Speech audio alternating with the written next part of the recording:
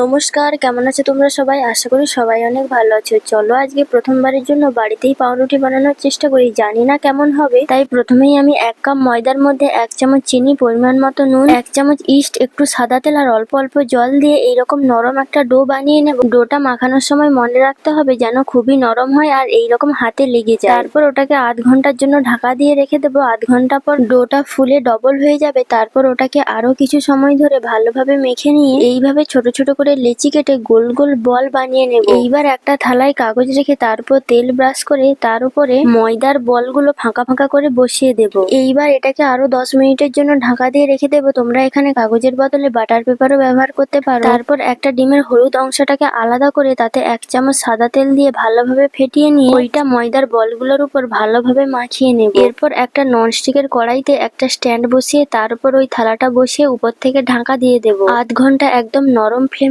Bake করলে একদম দোকানের মতো পাউরুটি হয়ে যাবে, যেটা খেতেও হয়েছিল খুবই সুন্দর। আর তোমাদেরকে একটা ছিঁড়ে দেখাচ্ছি কতটা নরম, স্পঞ্জি, তুলতুলে হয়েছিল। টাটা।